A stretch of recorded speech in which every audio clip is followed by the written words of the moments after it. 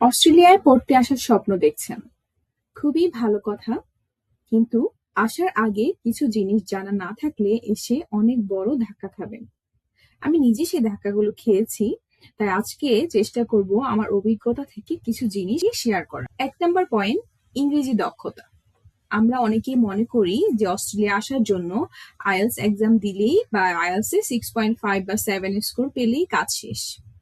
কিন্তু সত্যি কথাটা হলো, আপনি যখন এখানে আসবেন, আপনি ক্লাসে যাবেন, তখন বুঝবেন ওদের ইংরেজি বলার ধরনটা আমাদের থেকে অনেকটাই আলাদা। অস্ট্রেলিয়ান অ্যাকসেন্ট বোঝা খুবই কঠিন। প্রফেসররা এখানে খুব দ্রুত কথা বলেন এবং আপনার অন্য স্টুডেন্টদের সাথেও গ্রুপ ডিসকাশন করতে হবে, প্রেজেন্টেশন তৈরি করতে হবে।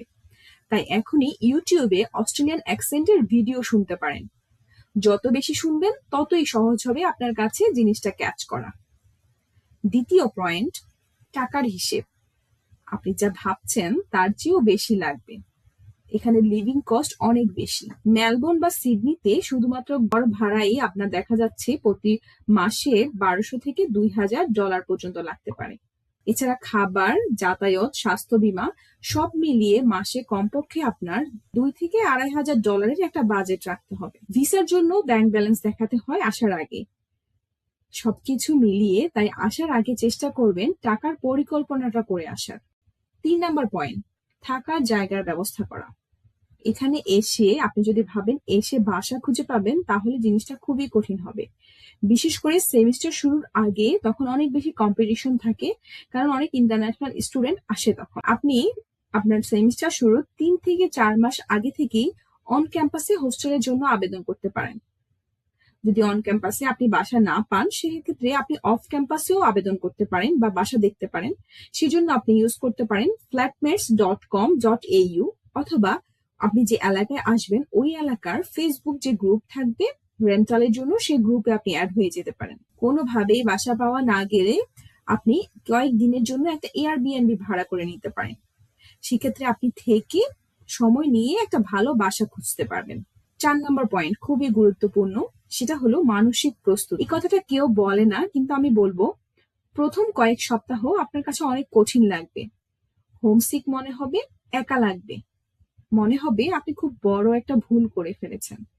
এটাই স্বাভাবিক, এটা সবার হয়, কিন্তু এটা একটা সাময়িক অনুভূতি। তাই আসার আগেই পরিবারের সাথে সময় দেন, বন্ধুদের সাথে দেখা করুন, আর মনে রাখবেন আপনি যে স্বপ্নের জন্য এতদূর এসেছেন সেটা এই কষ্টের চেয়ে অনেক বেশি বড়। ৫ নাম্বার পয়েন্ট, গুরুত্বপূর্ণ আপনার যে ডকুমেন্ট গুলো রয়েছে সেগুলোর একটা চেকলিস্ট তৈরি করুন। যেমন ধরুন আপনার পাসপোর্ট, ভিসা গ্র্যান্ট লেটার, বিশ্ববিদ্যালয়ের অফার লেটার, COE, আপনার স্বাস্থ্য বীমার কাগজ, আপনার ব্যাংক স্টেটমেন্ট, জরুরি যোগাযোগের নাম্বার এবং আপনার যে সার্টিফিকেট গুলো রয়েছে সেগুলোর একটা সফট কপি আপনি গুগল ড্রাইভে সেভ করে রাখেন এবং এই সবগুলোর একটা ফিজিক্যাল কপি আপনার কাছে রাখুন।